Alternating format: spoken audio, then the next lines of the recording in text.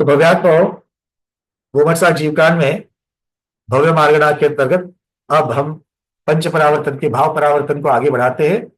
हमने अब तक स्थिति स्थान की चर्चा की है, कषाय स्थान की चर्चा की है और अनुभाग स्थान की भी चर्चा की है ना। अगर हाँ बोले तो पिछले स्वाध्याय में जो बैठे थे वही लोग बैठे हैं, अगर नहीं बोलेंगे तो सारे के सारे नए आए हैं।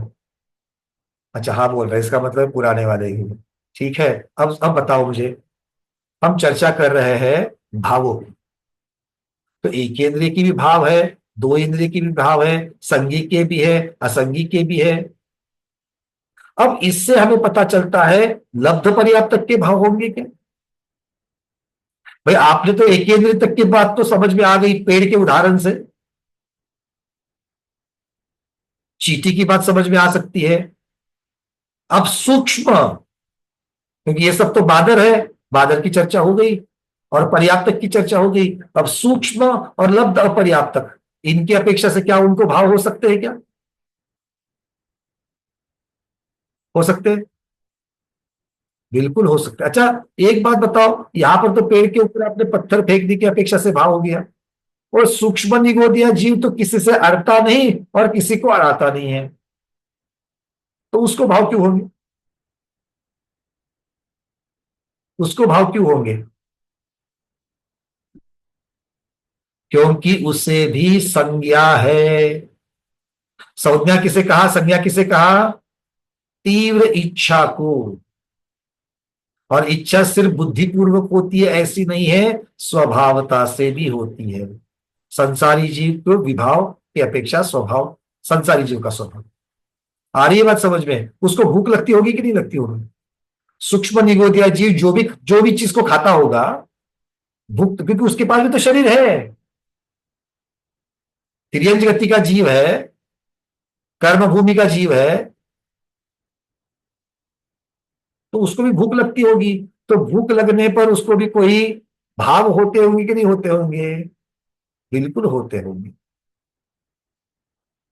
मतलब लब्धि अपर्याप्त जीव। अच्छा सूक्ष्म जीव की तो बात समझ में आ गई, भाई उसको भूख लगती है क्योंकि सूक्ष्म जो है वो पर्याप्तक भी होता है। लब्धि अपर्याप्तक जो है उसकी तो पर्याप्तियां पूरी नहीं होने वाली है, उसके पहले उसका मरण होगा, एक सांस में 8-10 बार वाला। तो उसका तो शरीर भी नहीं बनेगा, तो भोजन की तो बात दूर। तो लब्धि अपर्याप्तक के कोई भाव होंगे क्या? डॉक्टर शैला दीदी क्या लग रहा है, लब्धि अपर्याप्तक के भाव होंगे क्या? वंदन, हाँ भाव होंगे, बिल्कुल होंगे, क्या क्योंकि जीव है। इसके भाव होने के लिए? जीव है ना वो, लब्ध पर्याप्त पर्याप्त नहीं हुए फिर भी जीव है ना वो। हाँ मतलब ये थोड़ा बहुत निर्णय दिए जैसा हो गया ना, अदालत का निर्णय हो गया, ये जीव है इसलिए इसको भाव होते हैं, वो तो आज्ञा सम्यक्त्व।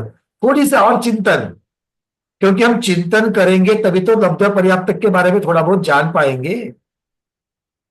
लब्ध पर्याप्त पर्याप्त करता है क्या? पर्याप्तता पूरी नहीं हुई फिर भी जीव, मतलब उसमें जीव तो है, ये तो है। अब अपर्याप्त लब्ध पर्याप्त, लेकिन जीव तो है ना उसमें। जीव है इसलिए भाव है, पक्का बिल्कुल आपका हाँ, 100% खरा उत्तर। तो वो संसार परिभ्रमण तो करेगा ही सही वो। वो सारे आगे की चीजें हो गई, संसार परिभ्रमण कर रहा है, उसको भाव किस निमित्त से होंगे? सदनी है ना वो। अंजलि दीदी क्या लग रहा है आपको, उसको भाव किस अपेक्षा से होंगे?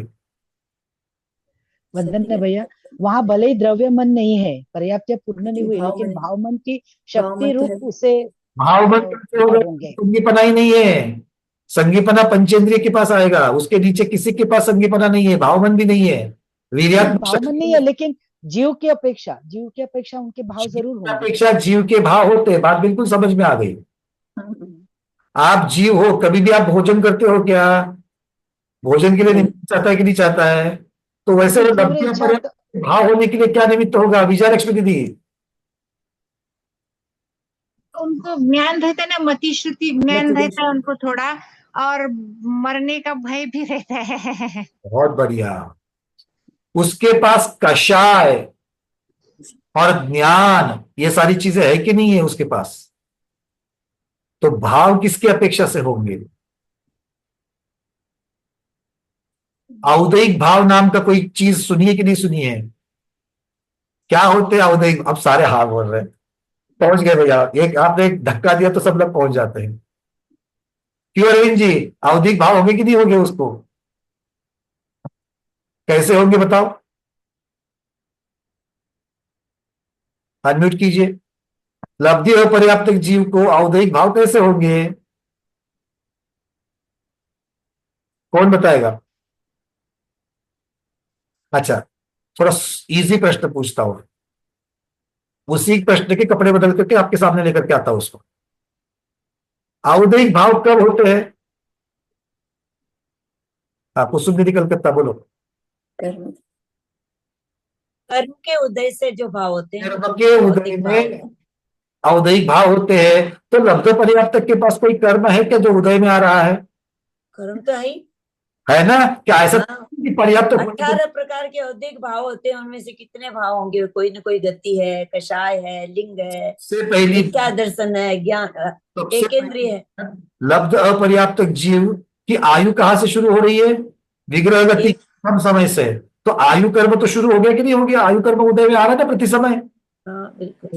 अभी तक तो वो जीव जहां पैदा होना है वहां तक पहुंचा भी नहीं है, विग्रह गति में है, मोड़ा मार रहा है। आयु कर्म शुरू हो गया कि नहीं? आयु कर्म उदय में है तो उसके औदयिक भाव होंगे कि नहीं होंगे? बिल्कुल नाम कर्म उदय में तो औदयिक भाव होंगे कि नहीं होंगे? कैसे औदयिक भाव होंगे? मैं तिर्यंच गति का जीव हूं, ये भाव नहीं होते हैं। आपके भाव कब हुए? मैं मनुष्य गति का जीव हूं, ये भाव आपको कब हुए? दीपा दीदी आपको कब हुए भाव ये? विग्रह गति के पहले समय प्रेजेंट में। में। हाँ, विग्रह गति में हुए। विग्रह गति में ही हुए, है ना? अभी हम लोग देखो वापस बुद्धिपूर्वक सोचने के लिए मत जाओ, क्योंकि बुद्धिपूर्वक जो भाव होते हैं उसकी चर्चा अलग है, वो स्मृति धारणा इनकी अपेक्षा से वर्णन हो जाएगा। यहां पर जो जीव के जो मूल स्वभावता जो भाव है संसारी जीव की अपेक्षा, उनकी चर्चा यहां पर चल रही है। कुछ कर्म के उदय में है, तो माता के कोख में अगर हम लोग आ गए हैं, विग्रह गति में है, उसके आगे चल करके अभी निवृत्त पर्याप्त बने हुए हैं, अभी तक तो 48 मिनट भी नहीं हुए हैं, पर्याप्ति अभी पूरी नहीं हुई है, तो भी हमें भाव हो रहे हैं। इसीलिए ये शब्द मैं बार बार ले रहा हूं, क्योंकि भाव और परिणाम इनके बारे में हमारे दिमाग में जो, कौन बोला कूड़ा? मैंने कूड़ा थोड़ी बोला। जो भ्रांतियां बैठी हुई है, उन भ्रांतियों को हम बाहर निकालने की काम करें। इस हमारे अशुभ अज्ञान की शुद्धि हो रही है। जैसे आप जाते कि नहीं पंचकर्म कराने के लिए, शरीर की अशुद्धियों को निकालने के लिए, वैसे ही अपने ज्ञान में कुछ अशुद्धियां एक से बैठी हुई है, उन एकांत अशुद्धि को हम लोग निकाल रहे हैं। क्लियर हो रहा है? तकलीफ तो नहीं हो रही है? अच्छा, और अशुद्धियां निकल रही है कि नहीं निकल रही है? निकल रही है, बहुत बढ़िया। अब बताओ, लब्ध पर्याप्त के भी भाव हो रहे हैं, पर्याप्त के भी भाव हो रहे हैं, सूक्ष्म के भी हो रहे हैं, बादर के भी हो रहे हैं, त्रस के भी हो रहे हैं, स्थावर के भी हो रहे हैं, एकेंद्रिय के भी हो रहे हैं, पंचेंद्रिय के भी हो रहे हैं, सम्यक दृष्टि के भी हो रहे हैं, मिथ्या दृष्टि के भी हो रहे हैं, भव्य के भी हो रहे हैं, अभव्य के भी हो रहे हैं, सबके भाव हो रहे हैं। ये तो संसारी जीव है, सारी जिनकी चर्चा करें, हाँ या ना? अब तक मैंने जितनी बातें करी सारे के सारे संसारी जीव की करी कि नहीं करी? क्यों मुक्त जीव की नहीं करी? नहीं करी। क्यों? मुक्त जीव में सूक्ष्म बादर होते क्या? मुक्त जीव में पर्याप्त अपर्याप्त होते क्या? मुक्त जीव में सम्यक दृष्टि मिथ्या दृष्टि होते क्या? मुक्त जीव में कोई इंद्रिय होते क्या? मुक्त जीव में भव्य अभव्य होते क्या? सारा वर्णन किसका आ गया? संसारी जीव का हो गया। तो संसारी जीव को तो भाव होते ही पक्का हो गया। अब मुक्त जीव को भाव होते कि नहीं होते हैं? होते। यहां पर अपना पूरा स्वाध्याय काम में आ रहा है, क्योंकि अगर मैं पूछूं भाई आपको कैसे पता, आप तो कभी मुक्त जीव बने थे क्या पिछले किसी जन्म में? पिछले किसी जन्म में मुक्त जीव बने थे क्या? अगर बनते तो हमारे सामने यहाँ की बात है कि नहीं है? हाँ, तो वह वहां नहीं गए, उसकी अनुभूति नहीं किए, तो भी कैसे बता रहे हो? आज्ञा सम्यक तो से बता रहे हैं। तो मुक्त जीव के भी भाव होते हैं। कौन से होते हैं मुक्त जीव के भाव? अलका परिचय दीदी, मुक्त जीव के कौन से भाव होते हैं? पारिणामिक भाव। पारिणामिक भाव होगा। कौन सा पारिणामिक भाव होगा? जीवत्व का। बहुत बढ़िया, जीवत्व भाव उनमें होगा। और कौन से भाव होंगे? पारिणामिक तो होगा। पारिणामिक अकेला होगा? कनकमाला दीदी, वरना भैया जीवत्व होगा, सिद्धत्व होगा, भव्यत्व का होगा, भव्यत्व होगा। भव्यत्व कहा? भव्यत्व तो 13वें गुणस्थान के अंत में छूट गया, 13वें के पहले ही छूट गया। जैसे ही केवल ज्ञान हो गया, चार घाती कर्म का अभाव हो गया, तो जीवत्व भाव रहता ही है। जीवत्व की चर्चा हो गई दीदी। अब और कुछ है क्या वहां पर? और भी होते हैं। अर्चिता दीदी भरूच, वंदना भैया जी। हाँ, जीवत्व की हो गई, तो मुझे और ज्यादा नॉलेज नहीं है। सिद्ध भगवान के भाव बता नहीं पा रहे हो? सिद्धत्व का। अरे सिद्धत्व ही तो सब हो गया सारा कुछ। अनिता पहाड़ दीदी,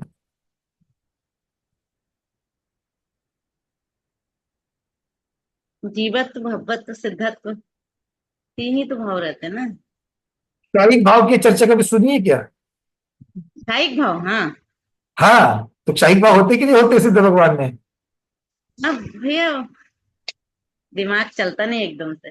कोई बात नहीं, ये समझना बहुत बड़ी बात है दीदी। समय पर नहीं चलता ऐसा कोच, दिमाग बहुत चलता है अपना, समय पर नहीं चलता है। अनंत दर्शन, अनंत ज्ञान, अनंत सुख, अनंत वीर्य, ये 5 भाव। जो ये भाव नहीं है, ये भावों की वजह से प्राप्त हो गई लब्धियां है। जो क्षयिक लब्धियां है, ये क्षयिक भाव, क्षयिक लब्धियां और कर्मों का क्षय, ये तीनों का संगम है। भगवान ने 8 कर्म नाशे है, कर्म का क्षय किया, इसलिए क्षयिक भाव हो गए। और कर्म का क्षय करने से उनको क्या प्राप्त हो गया? क्षयिक लब्धियां प्राप्त हो गई। तो किस अपेक्षा से वर्णन है, उस अपेक्षा से उसका कथन किया जाएगा। तो इसका मतलब है सिद्ध भगवान के भी भाव होते कि नहीं होते हैं? मतलब परिणाम किस किस के पास है? परिणाम सिद्ध भगवान के पास भी है, और परिणाम संसारी जीव के पास भी है। और परिणाम क्या कराते हैं? परावर्तन कराते हैं। तो सिद्ध भगवान भी परावर्तन करते हैं क्या? अरे अभी अभी तो आपने बोला भगवान के पास भाव है, परिणाम है। हाँ, मतलब ऐसे भाव नहीं है कि जो परावर्तन करा पाए। इसका अर्थ यहां पर हो गया, अगर हम जब भाव और परिणाम इनको समानार्थक पर्यायवाची कहते हैं, तो ये अभेद कथन हो गया। भेद रूप कथन जब करोगे, तो भेद रूप कथन में भाव किसकी अपेक्षा से वर्णन आ रहा है और परिणाम किसकी अपेक्षा से वर्णन आ रहा है, उसकी अपेक्षा से भेद बन जाएगा। हाँ या ना? कर्म के उपशम से कैसे भाव हो रहे हैं, कर्म के उदय से कैसे भाव हो रहे हैं? चारित्र मोहन ये कर्म के उदय से हो रहे हैं, इसीलिए उसको औदयिक भाव कह दिया। किंतु उसके स्वरूप की अपेक्षा से देखा जाए तो क्रोध हो रहा है, मान हो रहा है, मायाचारी हो रही है, लोभ के भाव हो रहे हैं, या हास्य रति आदि 9 भाव हो रहे हैं। ये स्वरूप की अपेक्षा से कथन हो जाएगा। और ये स्वरूप की अपेक्षा से कथन जब हो रहा है, तब हम उसको परिणाम कह रहे हैं। उमा स्वामी महाराज ने ऐसा कहा क्या? जीव के 5 परिणाम होते हैं। वहां पर चर्चा मुख्यता से कर्म की अपेक्षा से है। कर्म की अपेक्षा होने वाले जीव के भाव और कर्म के बिना होने वाले जीव के भाव, तब उन्होंने औपशमिक, क्षयिक, क्षयक्षमिक, औदयिक और पारिणामिक ये शब्द कहे। तो जब परिणाम की अपेक्षा, अब यहां पर जो भाव परावर्तन में जो परिणाम कह रहे हैं, वो परिणाम किसे कह रहे हैं? परावर्तन कराने वाले परिणाम, संसार में भटकाने वाले परिणाम। और वो मुख्यतः कौन से है? कौन से है? भूख लगने का भाव, भय लगने का भाव, सोने का भाव, सोने का मतलब गोल्ड का नहीं, निद्रा,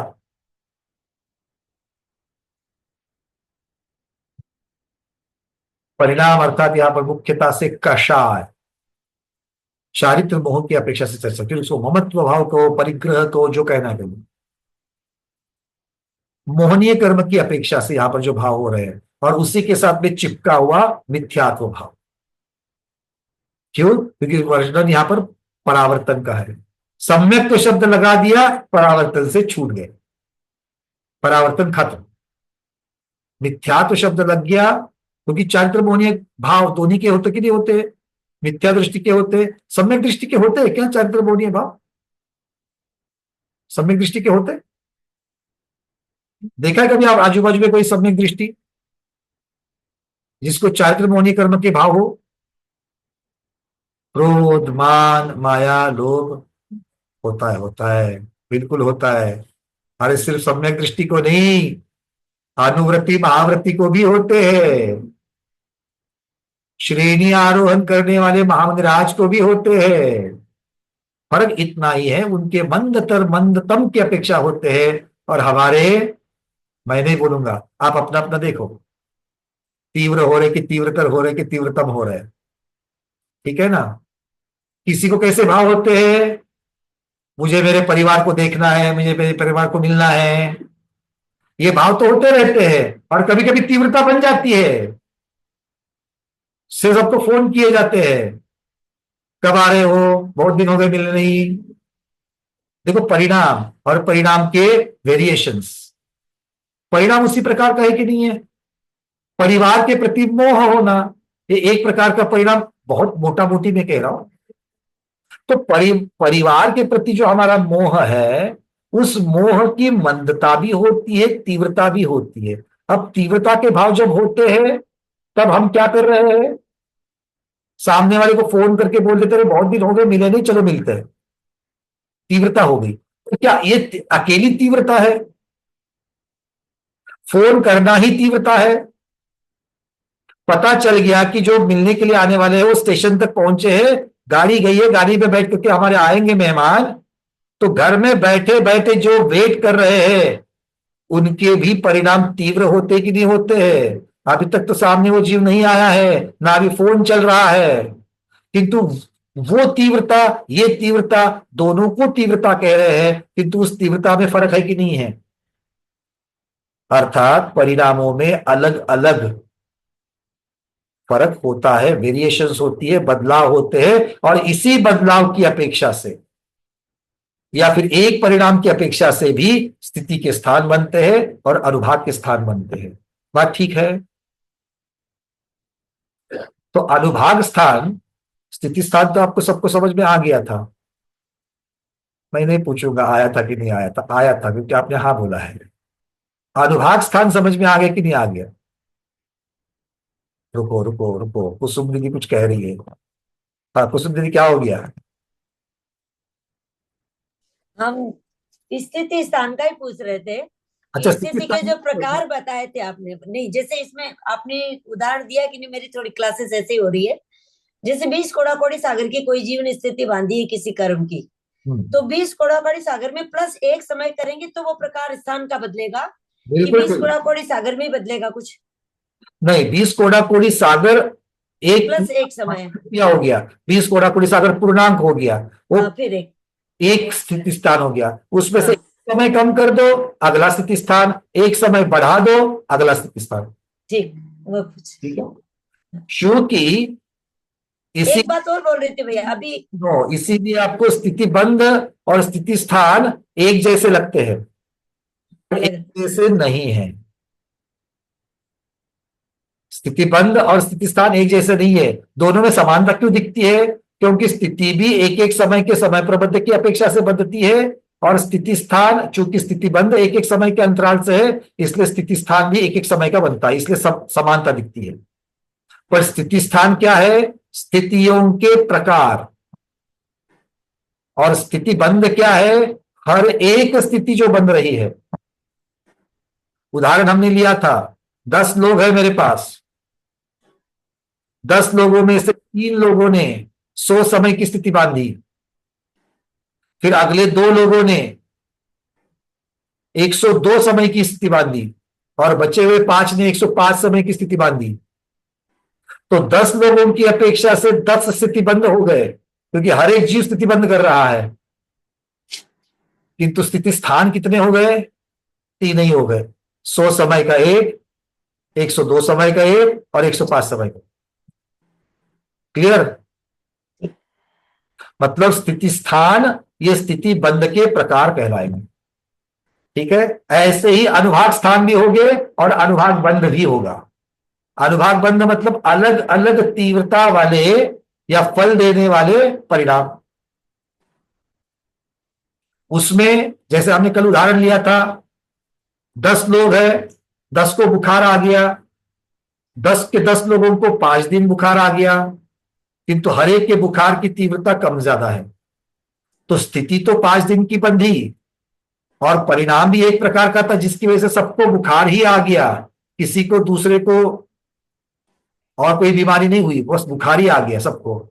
मतलब प्रकृति भी एक जैसी बंदी सबको। बदलाव किसमें हो गया? अनुभाग में हो गया। अब उस 10 में से 2 का बुखार एक जैसा था, 4 का बुखार एक जैसा था, और बचे हुए 1 और 1 का बुखार एक एक प्रकार का था। तो 10 लोगों के 10 अनुभाग बंधेंगे और अनुभाग स्थान 4 ही बंधेंगे। जितने प्रकार उतने अनुभाग। क्लियर है? बहुत बढ़िया। अर्चना जी आपने हैंड रेज किया है। भैया जी, अभी ये जो 10 लोगों का बुखार का बताया, तो जो 10 हैं वो प्रकार हो, स्थिति हो, हाँ वो स्थिति हो गई। स्थिति नहीं, यहाँ पर अनुभाग कहेंगे। नहीं, 10 लोगों को अपन ने लिया था, उनकी प्रकृति को एक हो गई, बुखार है करके। के लिए बंधा वो स्थिति हो गई। फल कितनी देर तक मिला? नहीं सुनाई दिया मुझे, एक बार फिर से। फल कितनी देर मिला? बुखार कितनी देर में रहा? अच्छा, 5 दिन रहा। वो हो गई स्थिति। अच्छा। और हर एक ने जो जो तीव्रता भोगी है, हर एक वो ने अनुभाग। हर एक ने बुखार को अनुभव किया कि नहीं किया? हाँ। हर एक का अनुभाग बंधा, अनुभाग बंद हो गया। हाँ। तो अनुभाग बंद कितना हो गया? 10 जीवों का 10 अनुभाग बंद हो गए। हाँ, लेकिन उनकी 4 स्थिति हुई। 4 प्रकार के बुखार, इसके अनुभाग बंद स्थान 4 बंद, प्रकार 4। ठीक है, क्लियर? जी क्लियर। चलिए बहुत बढ़िया। और कोई? अब एक प्रश्न पूछ लेते हैं। एक प्रकार की स्थिति बंधने के लिए कितने कर्म, कितने परिणाम जिम्मेदार हो सकते हैं, या कितने परिणाम एक ही प्रकार की स्थिति को बांध सकते हैं? एक स्थिति स्थान को हो, एक स्थिति बंध को, कितने परिणाम एक स्थिति स्थान को बांधते हैं? हेमांगी दीदी। वंदना भैया, असंख्यात लोक प्रमाण। बहुत बढ़िया। असंख्यात लोक प्रमाण परिणाम जो है वो असंख्यात लोक प्रमाण परिणाम। अब दीदी आपको बताना है असंख्यात लोक प्रमाण परिणाम का अर्थ क्या करना है, कौन बताएगा? विके जैन जी। असंख्यात लोक प्रमाण परिणाम, इसका अर्थ क्या करेंगे? जैसे एक लोक में असंख्यात प्रदेश होते हैं, तो असंख्यात लोक प्रमाण, असंख्यात संख्यात परिणाम। ये संख्या की अपेक्षा से हो गया, तो इतने तो असंख्यात कहेंगे, तो असंख्यात परिणाम का अर्थ क्या हो गया? परिणाम असंख्यात परिणाम मतलब क्या समझो? अलग अलग स्थिति वाले, अलग अलग प्रकृति वाले, अलग अलग प्रदेश वाले, क्या अलग अलग अनुभाग वाले? अलग अलग अनुभाग वाले। कसाय के जो अलग अलग तरकमता है, उसके अपेक्षा से अलग अलग अनुभाग वाले। चलो हेमांगी जी आपको क्या कहना है? असंख्यात प्रदेश वाले भैया, क्योंकि हमने लोक का प्रदेश लिखा ना, एक लोक में असंख्यात प्रदेश होते हैं। असंख्यात प्रदेश वाले कहे। और कौन बताना चाहेगा? स्मिता दीदी बताओ। लोक के ऊपर असंख्यात प्रदेश होते हैं, ते असंख्यात गुना असंख्यात बरोबर असंख्यात बताओ, संख्या मत बताओ, असंख्यात परिणाम, परिणाम का अर्थ क्या लेंगे यहाँ पर? असंख्यात परिणाम म्हणजे लोक प्रदेशच्या अपेक्षेने मतलब क्या लेंगे? स्थिति लेंगे, अनुभाग लेंगे, प्रदेश लेंगे, प्रकृति लेंगे, क्या लेंगे? प्रदेशच्या अपेक्षेने भैया प्रदेश हाँ? प्रदेश प्रदेश प्रदेश प्रदेश। तो कोई प्रदेश कह रहा है, कोई अनुभाग कह रहा है, कोई स्थिति कह रहा है, प्रकृति बची, प्रकृति भी कोई बोल दो। दीपा दीदी, क्या लगता है आपको? कषाय असंख्यात लोकप्रमाण कषाय का एक स्थिति बंद होता है। भाई स्थिति परिणाम का अर्थ क्या लेंगे? जब मैं परिणाम कह रहा हूं उसका अर्थ क्या ले रहे हो आप? मतलब भैया जी, इसमें क्या आ रहा है? मतलब भैया एक लोक में जितने असंख्यात प्रदेश है उनको असंख्या से मल्टीपल करो, इतना अनुभाग हो जाता है। अब उतना आप संख्या की बात छोड़ दो, मैं एक परिणाम का अर्थ क्या निकालोगे? उतनी तीव्रता आती है, अनुभाग आता है उतना। तीव्रता, मंदता, मंदतर मंदतम, तीव्र तीव्रतम तीव्रतम। तो तीव्र तीव्रतर तीव्रतम जब आप कह रहे हो जी, तो प्रदेश वाली बात तो नहीं हुई, ना ही प्रकृति की बात हुई, हाँ, प्रदेश वाली स्थिति वाली भी नहीं हुई। ना ही स्थिति की बात हुई, हाँ तीनों भी हल इसमें से निकल गए। जी, तो क्या इसको अनुभाग कहेंगे? नहीं अनुभाग नहीं, ये तो कषाय उदयस्था, कषाय के उदय। परिणाम की संख्या हुई भैया। देखो, प्रश्न बड़ा सीधा साधा था, आप लोग इसको बहुत घुमा रहे हो। प्रश्न ये था कि भाई जो परिणाम है उसे कैसे समझेंगे। तो आप कह रहे हैं कि परिणाम, कोई बोल रहा है परिणाम मतलब प्रदेश, कोई बोल रहा है परिणाम मतलब स्थिति बंद, कोई बोल रहा है मतलब परिणाम मतलब अनुभाग बंद, कोई बोल रहा है परिणाम मतलब तीव्रता मंदता, कोई बोल रहा है परिणाम मतलब, और क्या बच गया? कुछ बोला क्या आपने? परिणाम की संख्या इतनी हुई। परिणाम की संख्या। परिणाम मतलब क्या? अभी भी नहीं पहुंचे हैं। फल देने की शक्ति अनुभाग भैया। एशिया से होने वाले भाव। अरे परिणाम मतलब परिणाम, फिर से सुन लो मैं क्या कह रहा हूं, पूरा नहीं हुआ, आधा ही बोला है मैंने। परिणाम मतलब परिणाम। जैसे मैंने नोट का उदाहरण दिया था, 500 रुपए की नोट दान वाली है क्या व्यसन वाली है? दोनों भी नहीं है। वैसे परिणाम परिणाम है। परिणाम से क्या क्या हो सकता है, ये सारा उत्तर आपने दे दिया। नोट से क्या क्या खरीदा सकता है? दान भी खरीदा जा सकता है, मतलब दान दिया जा सकता है, व्यसन की चीजें, भोग उपभोग की चीजें भी। तो वो भोग उपभोग की चीजें और पैसा एक ही है क्या? क्या पैसे से उनको प्राप्त किया जा सकता है? तो दोनों अलग अलग चीजें है कि नहीं है? वैसे ही अगर परिणाम स्थिति होता तो वो स्थिति बंद कहलाता, अगर परिणाम अनुभाग होता तो उसे अनुभाग बंद कहलाता, अनुभाग प्रदेश होता, संख्या होती परमाणु की, तो उसे प्रदेश बंद कहते, परिणाम स्वभाव होता तो प्रकृति बंद कहते। पर क्या परिणाम ऐसा है? नहीं है। परिणाम इन सब का कारण है और इसकी अपेक्षा से भिन्न है। आ रही बात सबको समझ में? परिणाम से स्थिति बंधती है, परिणाम से अनुभाग बंधता है।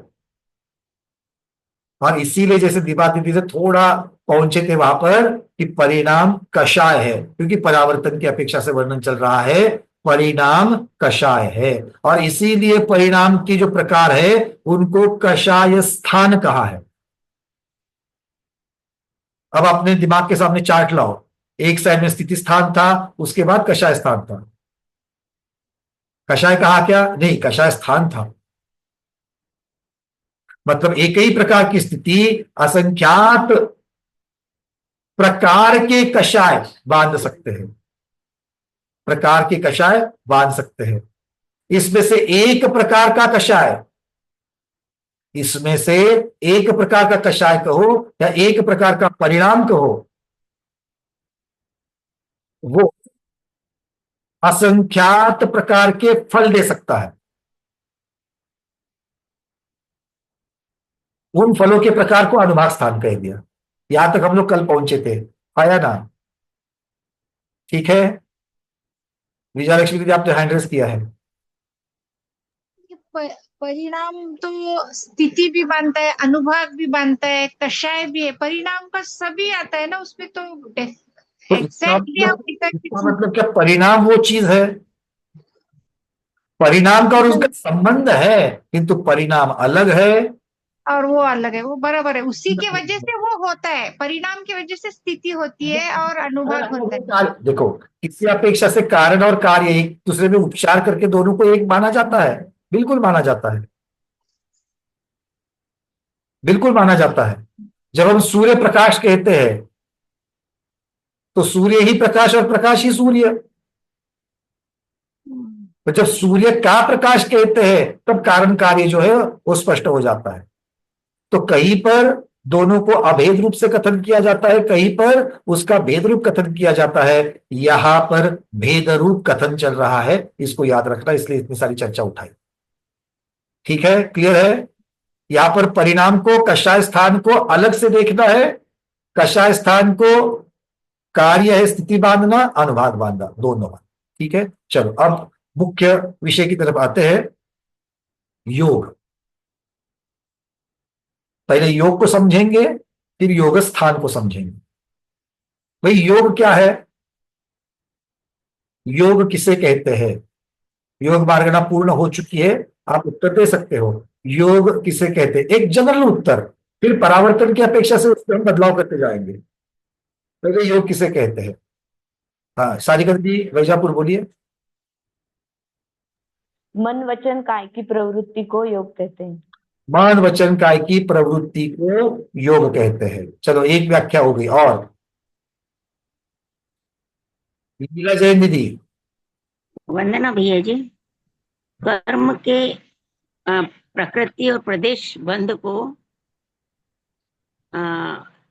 बंध से जो जीव के प्रदेशों का परिस्पंदन होता है उसे योग कहते हैं। फिर से बोल। कर्म के प्रकृति और प्रदेश बंध को उससे जो जीव के प्रदेशों का परिस्पंदन होता है, एग्जैक्टली योग हो गया। नहीं, कर्म के प्रकृति और प्रदेश कार्य कारण बन गया, के कारणभूत जीव के प्रदेशों का परिस्पंदन योग कहलाता है। थोड़ा थोड़ा थोड़ा थोड़ा और अच्छी तरीके से बता रही थी, थोड़ा क्लियर चाहिए मुझे। अंजू पांडे दीदी। आत्मा के परिस्पंदन को, आत्मा के परिस्पंदन को, ये भी एक व्याख्या आ गई। अब मुझे आप बताओ दीदी, आत्मा के परिस्पंदन को भी योग कह रहे हो और मन वचन काय की क्रिया को भी योग कह रहे हो, तो दोनों में से क्या ले लूं?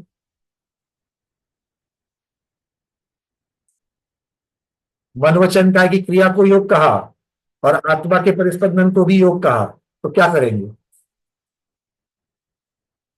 कौन बताएगा?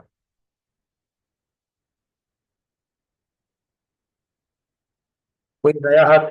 अरविंद जी बोलिए। वरना भैया जी, मन वचन काय से आत्मा में होने वाले परिस्पंदन को व्याख्या हो गई सर। हाँ, में से आपने दोनों व्याख्याओं को जोड़ लिया। तो इसमें से जो पहली प्रवृत्ति रूप जो आपने कहा था उसे योग कहेंगे या आत्मा के परिस्पंदन को योग करें? प्रवृत्ति रूप आएगा ना। अच्छा, मतलब परिस्पंदन को नहीं कहना है ना, परिस्पंदन तो आत्मा का परिस्पंदन तो होने ही वाला है ना, रिजल्ट में था। तो परिस्पंदन को योग कहूं या प्रवृत्ति को योग कहूं या दोनों को कहूं? प्रवृत्ति से जो परिस्पंदन आत्मा के परिस्पंदन होते, कार्य कारण ऐसा होगा ना, ये होने वाला आत्म परिस्पंदन, इसको योग कहते हैं। चलिए, इसको बिल्कुल आपने सही कहा, इसको थोड़ा सा अलग कर देते हैं। ठीक है, प्रवृत्ति को अलग करते हैं, कारण है और कार्य आत्मा का परिस्पंदन होना है।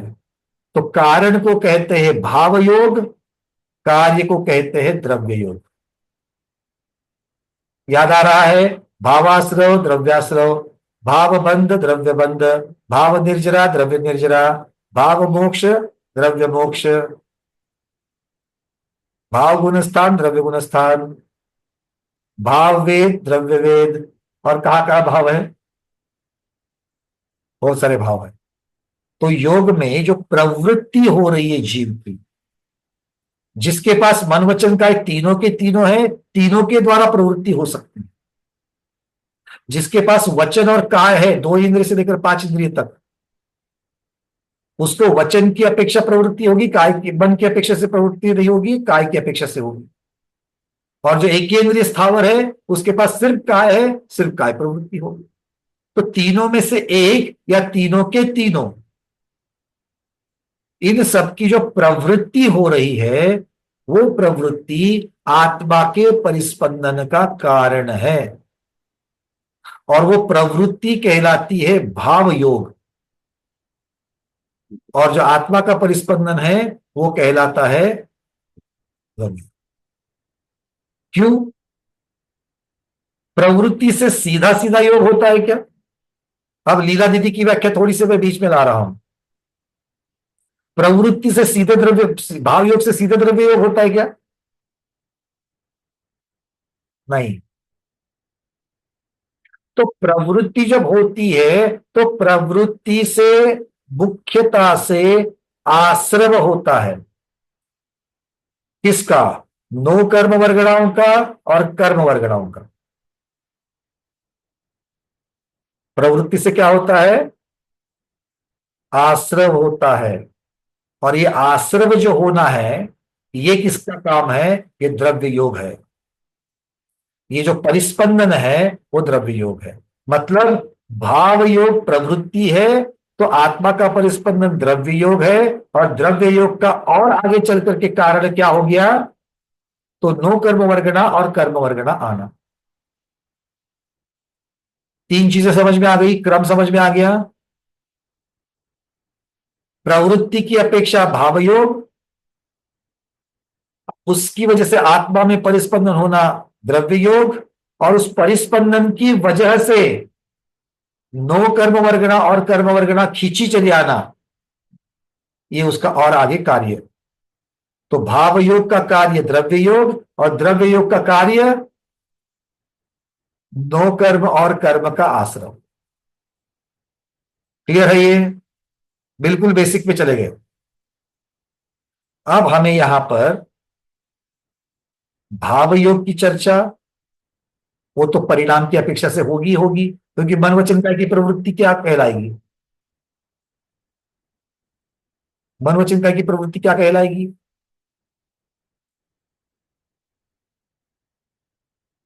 अकेली तो प्रवृत्ति कहलाएगी, किंतु ये प्रवृत्ति अकेली होती है क्या? नहीं, ये रंगों में रंग जाती है। ये प्रवृत्ति क्या होती है? रंग में रंग जाती है। कैसी कैसी प्रवृत्तियां? चलो मन की प्रवृत्ति आप और हम सब संगी है, तो हमें और आपको प्रवृत्ति कैसे होती है? किस किस चीज की प्रवृत्ति होती है? डायरेक्ट मत बोलना अभिषेक पूजन करने की, वो तो बहुत छोटी होती है। 24 घंटे में ज्यादा प्रवृत्ति कौन सी होती है उसका कथन करो पहले। अरे प्रवृत्ति होती कि नहीं होती? एक भी हाथ ऊपर नहीं है तो बताओ तो सही। आपको नहीं, मुझे जो होती वो बताओ। जय श्री श्रोत दीदी, क्या होती है मन की प्रवृत्तियां पूरे 24 घंटे में? कुछ खाने पीने की, सोने की, डर लगने की। नहीं, ज्यादातर तो स्वाध्याय के चिंतन की लगती है। चलो जय श्री श्रोत दीदी कह रही है 24 घंटे स्वाध्याय करने की प्रवृत्ति होती है, हमने मान लिया। हमारा बिल्कुल, मैं भोला हूं, मेरे सब स्वाध्याय को मान लेता हूँ, वो जो कहते सब मान लेता हूं मैं। 24 घंटे अच्छी बात है, 24 घंटे स्वाध्याय की प्रवृत्ति, तो प्रवृत्ति है कि नहीं है? अच्छा, इसको छोड़कर क्या और प्रवृत्ति कौन कौन सी होती है? खाने पीने की प्रवृत्ति, सोने की प्रवृत्ति। हाँ, कम से कम 6-8 घंटा स्वाध्याय रहता है। अच्छा, सिर्फ सोने की जो प्रवृत्ति है, नींद आ गई करके जाकर के सोना, आप जाकर के बिछाने में लेट गए, तो बिछाने में लेटने के पश्चात वो जो बिछाने का जो मुलायम पना है, जिसको मुलायम पना अच्छा लगता है वो मुलायम पना, जिसको थोड़ा सा कठोरता अच्छी लगती है वो कठोरता, जो भी बिछाना लेते हो उसका जो स्पर्श है उसको भोगने की प्रवृत्ति होती कि नहीं होती? ये मत बोलना भोगते नहीं है। हाँ, अच्छा लगता है। नहीं आता, उसकी तरफ ध्यान नहीं जाता, ये बात अलग है, पर भोगने की प्रवृत्ति है कि नहीं है? बिल्कुल है।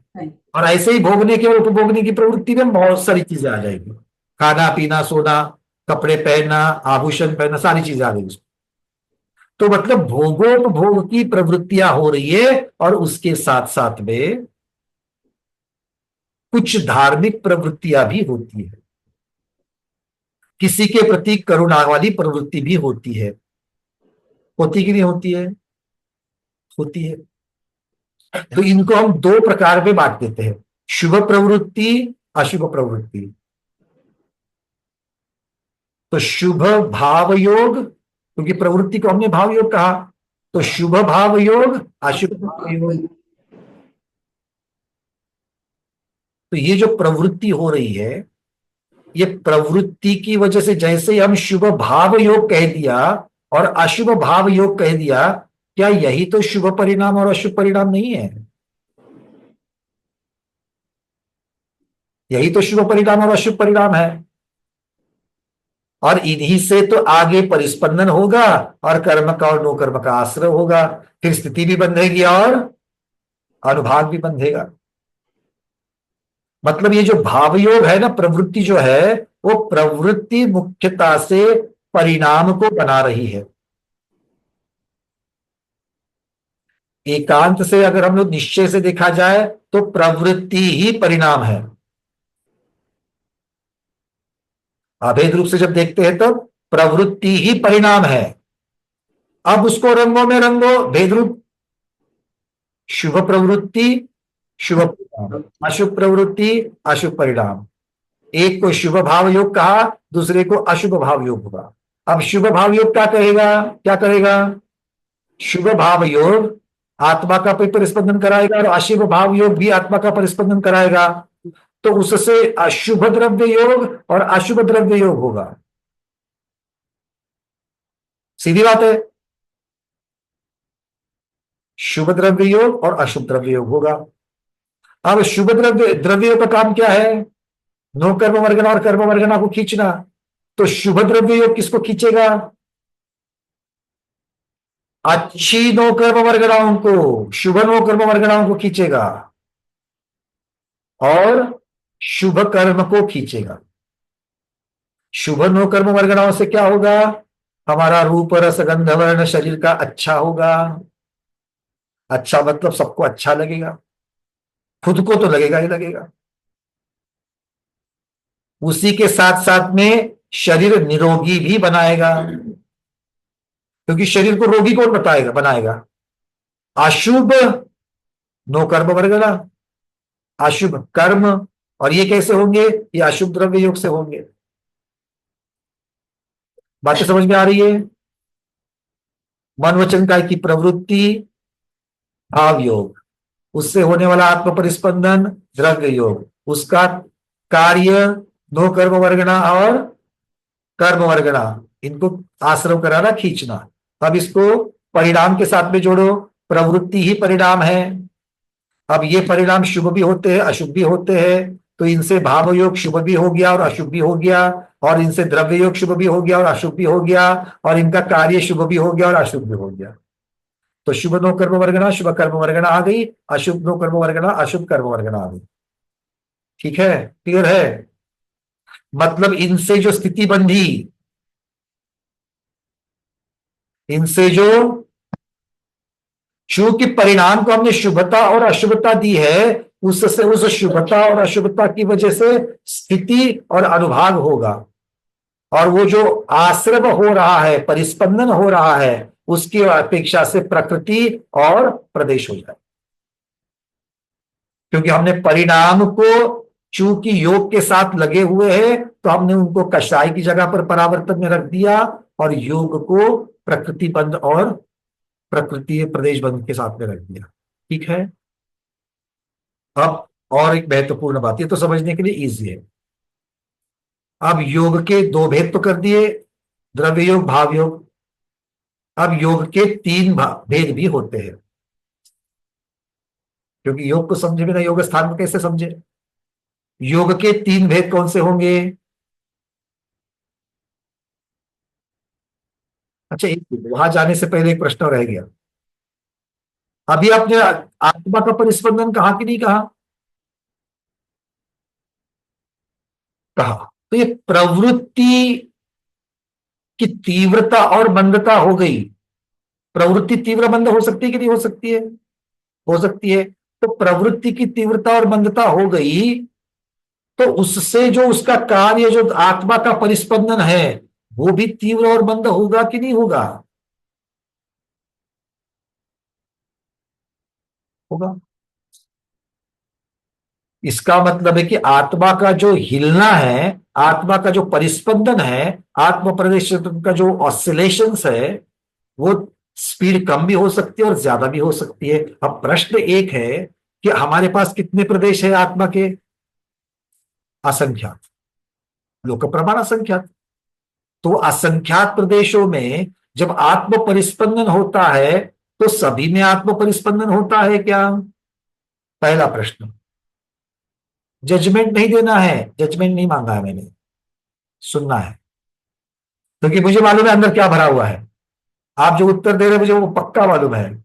आपका ज्यादातर लोगों का उत्तर यही है, हाँ समान होता है।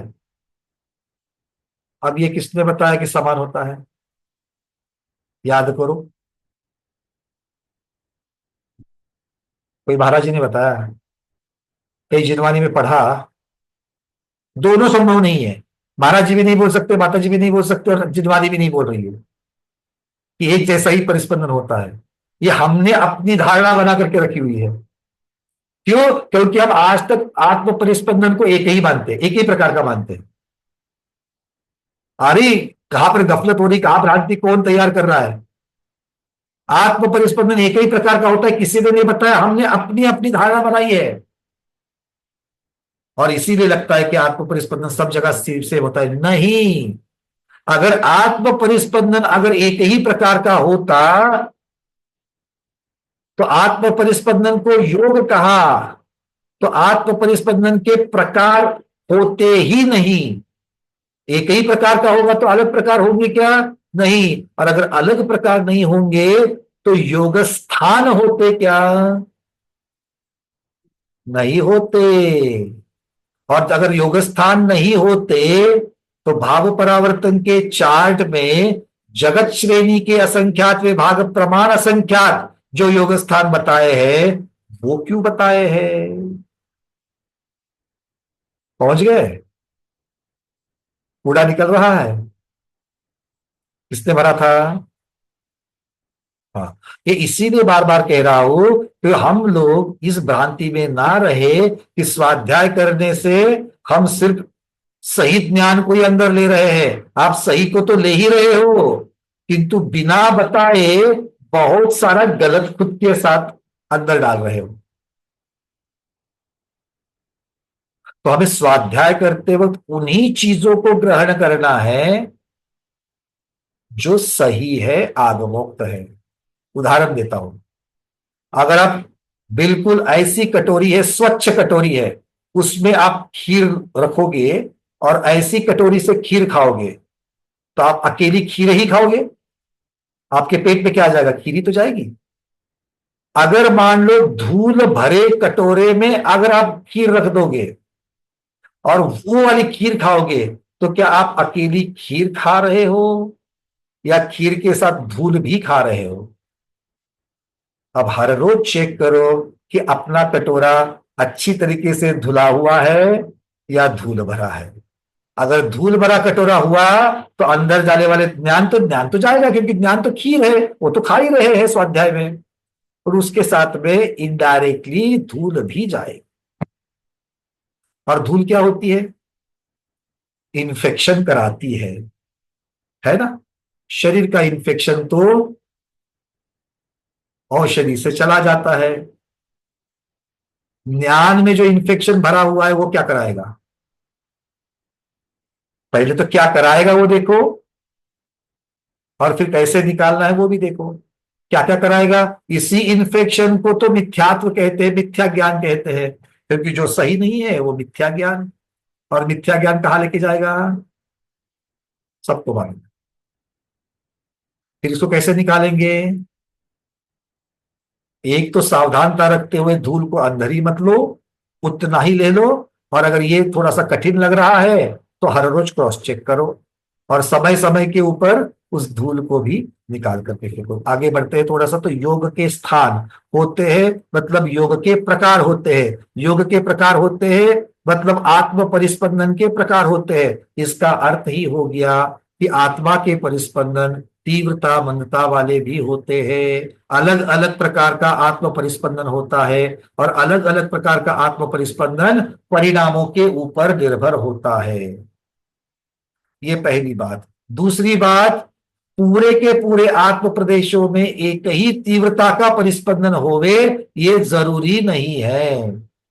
कुछ प्रदेशों में अलग प्रकार का, कुछ प्रदेशों में अलग प्रकार का, कुछ प्रदेशों में अलग प्रकार का, इस प्रकार का भी परिस्पंदन होता है। और इन्हीं से परिस्पंदन के भेद प्रकार बन जाते हैं, उन्हीं को योग स्थान कहते हैं।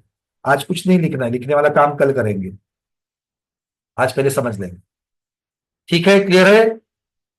तो इसका मतलब है कि योग स्थान कैसे बनते हैं ये समझ में आ गया। अब और एक चीज जिसको हमने योग मार्गणा में पढ़ा था, योग के 3 भेद भी होते हैं, योग के 3 प्रकार भी होते हैं। कौन कौन से होते हैं? 3 प्रकार योग के बताए थे। मनोयोग, वचन योग, काय योग नहीं बोलना। हाथ जिन्होंने जिन्होंने ऊपर किए थे वो 15 प्रकार के भेद तो हमने योग मार्गणा में पढ़े, पीडीएफ में लिखे और पैक करके रख दिए। अब वो बात चली गई, अब नहीं। योग मार्गणा में हमें और कुछ सीखा था, याद आ रहा है क्या? 3 प्रकार के योग। हाँ चलो स्मिता दीदी बोलो। उपपाद योग, एकांतानुवृत्ति योग आणि परिणाम योग। बहुत सुंदर। उपपाद योग, एकांतानुवृत्ति योग और परिणाम योग। बहुत सुंदर। अब इतना सारा याद आ ही रहा है तो और किसी को याद आ रहा है क्या उपपाद योग कब होता है? जय श्री श्राव दीदी। वंदना भैया जी, जन्म के प्रथम समय में उपपाद योग होता है। बहुत सुंदर। आपने कब होता है बताया और कितने समय के लिए होता है ये भी बताया।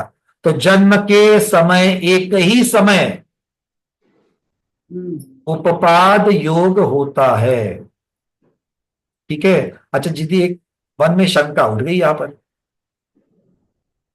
मेरे और किसी मेरे, ये जन्म का समय कौन सा लेना? विग्रह गति का पहला समय लेना या जन्म के स्थान पर? मतलब अगर मान लो मैं माता के कोख में आ रहा हूं तो माता के कोख में विग्रह गति से जब पहुंचूंगा तब पहला समय लेना उपपाद योग के लिए? क्या विग्रह गति का पहला समय जहां पर मेरा आयु कर्म का पहला समय वहां पर उपपाद योग लेना? कहाँ लेना उपपाद योग?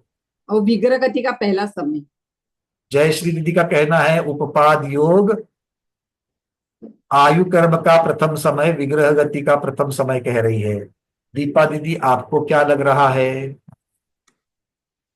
उपपाद यानी जन्म के समय का, माता के गर्भ के। जन्म कौन सा है?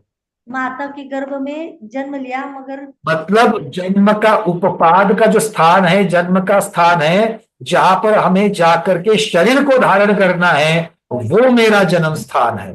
क्योंकि इन सब का संबंध देखो शरीर धारण करने से है।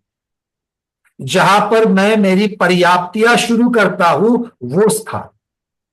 जय श्री दीदी, क्लियर?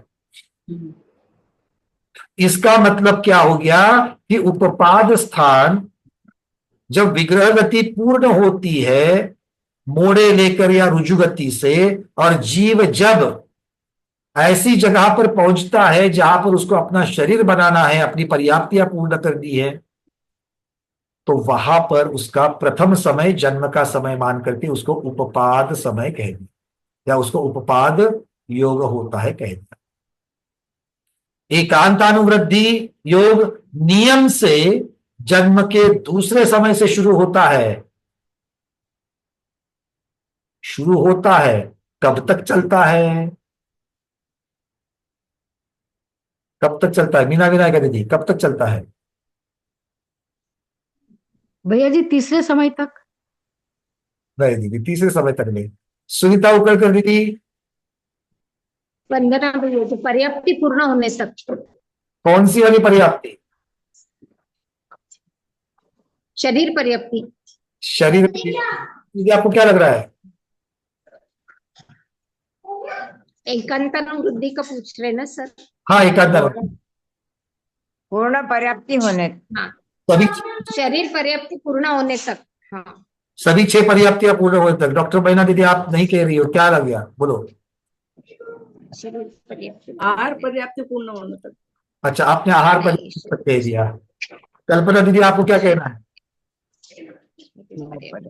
दूसरे समय से जब तक पर्याप्ति पूरी नहीं होती है तब तक, मतलब निरुद्ध प्रातः अवस्था में एकांत क्रोध होते हैं और पर्याप्ति पूर्ण होने के बाद में परिणाम जो लाइफ टाइम रहता है। पर्याप्ति, इस उत्तर को छोड़ करके बाकी सभी उत्तर सही है।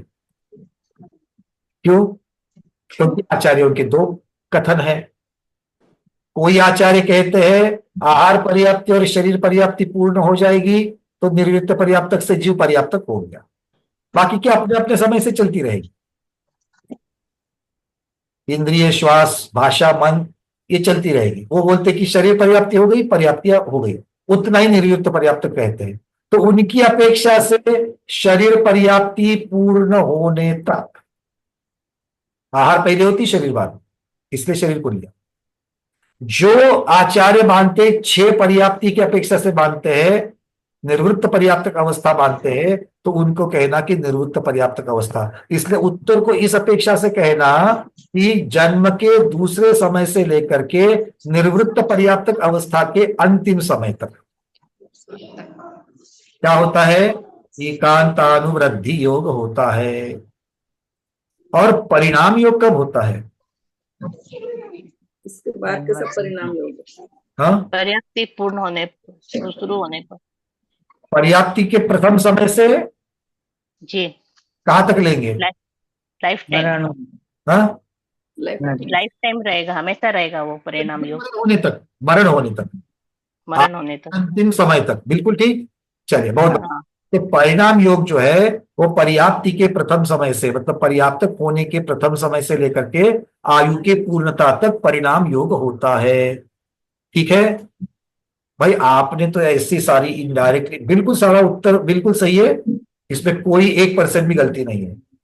बट मन में मेरी जिज्ञासा उठती है, आपने पर्याप्ति पूर्ण होना, आयु पूर्ण करना, ये सारी चीजें जब आप कह रहे हो ना, इसका मतलब है कहीं ना कहीं तो आप तो ये पर्याप्तक जीव की तो चर्चा नहीं कर रहे हो। क्योंकि हमारे पास लब्धि पर्याप्तक वाले कुछ बैठे हैं, वो बोल रहे भैया सारा खत्म तो पर्याप्तक का हो रहा है, तो मैं तो लब्ध पर्याप्तक हूं ना, मेरी पर्याप्तियां पूर्ण होगी, आयु तो खत्म होगी, आयु तो पूरी करेगा ही करेगा, बट मेरी पर्याप्तियां पूरी नहीं होती है। मतलब मेरी निरुक्त पर्याप्तक अवस्था चलती रहती है, उसके पहले ही मेरा आयु पूर्ण होती है। तो क्या मुझमें परिणाम योग होता है कि नहीं होता है मुझमें? उनका प्रश्न समझ में आया क्या? लब्ध पर्याप्तक जीव बैठा है, वो पूछ रहा है मुझे यहां पर, क्या पूछ रहा है भाई? उपपाद योग तो मुझमें भी होगा क्योंकि मैंने जन्म लिया, जन्म के प्रथम समय में है।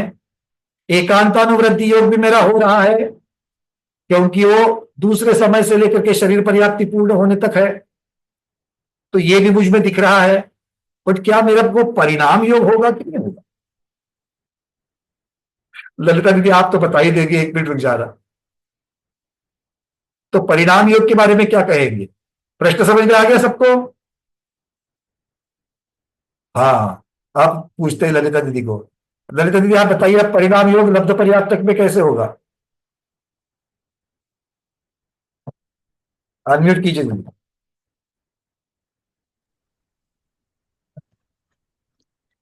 हाँ भैया, पहले तो इसके उपाधि योग के लिए कहने जा रहे हैं। कर्मकांड जी में साफ आया है, मोड़े वाली विग्रह गति हो, ऋजु गति तो एक समय की होती है, मोड़े वाली विग्रह गति में एक समय के लिए उपाधि योग है, दूसरे समय से एकांतानुवृद्धि है।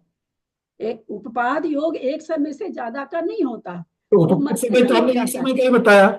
नहीं, आप जन्म स्थान पर लोग बोल गए। जीव जन्म ऋजु गति से जब पहुंचेगा तो एक समय में पहुंचेगा। हाँ, पहुंचेगा तो जैसे ही मारा वैसे उपाधि योग हो गया। उसके दूसरे समय में अगर विग्रह गति से, मैं आपको पढ़ के सुना देती हूँ भैया, खोल लिया मैंने, इसीलिए मैंने ग्रंथ खोला कि आपको विश्वास नहीं होगा। उत्पन्न होने के प्रथम समय में उपाधि योग होता है, द्वितीय समय से लेकर शरीर पर्याप्ति से अपर्याप्त रहने के अंतिम समय तक एकांतानुवृद्धि होता है। हाँ बिल्कुल बिल्कुल, आप देखो आप क्या फर्क हो रहा है। आप उस इस अपेक्षा से भैया एक सेकेंड और उपाद योग की उपाद योग स्थान की मूल गाथा का अर्थ पढ़ रही हूँ भैया। एक समय की होती है, मोड़े वाली विग्रह गति के प्रथम समय में जघन उपाद योग होता है, तथा जो जीव मोड़ा की रिजु गति से जाकर, इसमें है जघन और उत्कृष्ट का, एक ही समय का होता भैया। मोड़े वाले में प्रथम समय उपाद योग, दूसरे समय एकांतानुवृत्ति। बिल्कुल ठीक है, इसमें कोई दो राय नहीं है, मुझे इसका निषेध नहीं है भाई। यहाँ पर इसका संबंध में भाव परावर्तन की अपेक्षा शरीर की पर्याप्ति की अपेक्षा से लेकर के आ रहा हूं। थोड़ा सा रुक जाइए, क्योंकि इसका संबंध परिस्पंदन से लगा करके, अनुवृद्धि के साथ लगा करके, योगों की जैसे जैसे परिस्पंदन बढ़ते जाता है उसके साथ लगाना है। और इसीलिए शरीर देखो, अगर जब मोड़े वाले से जाएगा, नो डाउट उसका पहले समय के बाद में दूसरा समय भी मोड़े में है, तो दूसरे समय में तो उसका एकांतानुवृद्धि योग है बिल्कुल। बट वहां पर शरीर के कोई परिस्पंदन से नो कर्म वर्गना आ रही है क्या? नहीं। हाँ, बस इतना सा फर्क अभी तक मैंने वो बताया ही नहीं है, इतने में आपने वो उत्तर दे दिया। मैं आपसे दूसरा उत्तर अपेक्षित कर रहा था। लब्ध पर्याप्त का भी परिणाम योग स्थान होता है, उसका आयु के त्रिभाग के पहले मैं आपसे अपेक्षित कर रहा हूँ। परिणाम योग स्थान होता है त्रिभागी में, उसके आयु बंध, क्योंकि आयु बंध कराना जरूरी है, आयु बंध परिणाम योग में होता है, इसलिए त्रिभागी में जाकर के उसके आयु बंध का जो काल आता है वही परिणाम योग स्थान। परिणाम योग की मैं आपको अपेक्षा कर रहा था, क्योंकि एकांत, अभी मैं सिर्फ ऊपर की चीजें चल रही है। एकांतानुवृद्धि योग के जब योग स्थान की अपेक्षा से जब मैं वर्णन करूंगा, उसकी सूक्ष्मता और मोड़े वाले की ज्यादा चर्चा करूंगा मैं, तो आप जो कहेगी वो वर्णन वहां पर आ ही जाएगा, बिल्कुल आ जाएगा, उसको कोई नकारा नहीं रहा है।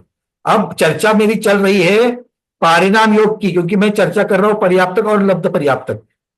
तो जैसे अभी आपने भी कहा कि सबको समझ में आ गया कि उन्होंने जो कहा वो परिणाम योग का एकांतानुवृद्धि दो आयु के त्रिभाग में, जितनी उनकी आयु है उसका 3 भाग कर दीजिए, 2 भाग तक तो एकांतानुवृद्धि होगा, 1 भाग में परिणाम योग उसी में आयु का बंध होगा। अरे भगवत दीदी वही कह रहा हूं, 2/3 आयु जब पूर्ण होती है तब तक लब्ध पर्याप्तक जीव के एकांतानुवृत्ति होगा, और बची हुई 1/3 के इसमें उसका परिणाम योग होगा। क्लियर हो रहा है सबको? तो पर्याप्तक की अपेक्षा पर्याप्तक होने के पश्चात आयु पूर्ण होने तक, और लब्ध पर्याप्तक में पर्याप्ति तो पूर्ण नहीं होनी है, तो भी आयु तो है उसके पास, तो आयु की 2/3 आयु पूर्ण होने के पश्चात वहां तक एकांतानुवृद्धि और उसके आगे परिणाम योग। क्लियर है? तो जितनी आयु है उतनी आयु में ही उसको तीनों योग होंगे ही होंगे। मतलब लब्ध पर्याप्तक में, अब मैं मेरे कथन के सार तक आ रहा हूं कि लब्ध पर्याप्तक में भी तीनों योग होंगे और पर्याप्तक में भी तीनों योग होंगे। क्लियर है? इसका मतलब अपन ये कह सकते हैं कि भाई क्या तर्कना क्यों होंगे, तो योग आयु जो बनती है वो परिणाम योग स्थान में बनती है। अगर परिणाम योग स्थान नहीं घटाएंगे तो आयु नहीं बंधेगी नहीं तो जाएगा कहाँ वो जीव मर करके, इसलिए परिणाम योग स्थान तो। आपकी ये बातें मैं पहले दिन करूंगा, लोग घबरा जाते हैं, इसीलिए थोड़ा सा हमें अपनी गति से चलना पड़ता है। आज हमने सिर्फ 3 योगों की ऊपर की चर्चा करी, प्रधान कथन, फिर हम जाएंगे सूक्ष्म कथन में, फिर सूक्ष्म कथन में मोड़े की बातें होगी, फिर सूक्ष्म कथन में भैया ऐसा क्यों हुआ कि भाई पर्याप्ति पूर्ण नहीं है तो भी उपपाद योग परिणाम योग कैसे क्यों हो गया, इसकी जो चर्चा आएगी। ठीक है ना? क्लियर है सब लोगों को? तो ललिता दीदी जो बता रही है वो बातें आएगी, कल वाले में आएगी या परसों वाले में आएगी, बट पहले से तो आपको प्रधान कथन जो है वो जन्म के प्रथम समय में उपपाद योग, वहां से एकांतानुवृद्धि योग कहां तक? पर्याप्ति पूर्ण होने तक, पर्याप्तक की अपेक्षा से, क्योंकि उसी की पर्याप्ति होगी, और फिर पर्याप्तक के प्रथम समय से लेकर आयु पूर्ण करने तक उपपाद योग। लब्धि पर्याप्तक में उपपाद योग तो वही जगह पर रहेगा, उसकी जो आयु है दूसरे समय से लेकर के आयु की 2/3 भाग तक उसका एकांतानुवृद्धि योग चलेगा, और फिर बची हुई 1/3 आयु में परिणाम योग चलेगा। ठीक है? क्लियर है? इन 3 चीजों को अंत में जितना बताया गया है उतना याद रखो, कल की क्लास में इसका फिर से वापस रिपीटेशन हो जाएगा। आज के स्वाध्याय में इतना ही। आज के स्वाध्याय को गुरुओं के श्री चरणों में बारंबार नमोस्तु वंदामि इच्छाकार करते हुए यहीं पर समापन करते हैं। जैनम जयतु शासनम, जैनम जयतु शासनम, जैनम जयतु शासनम।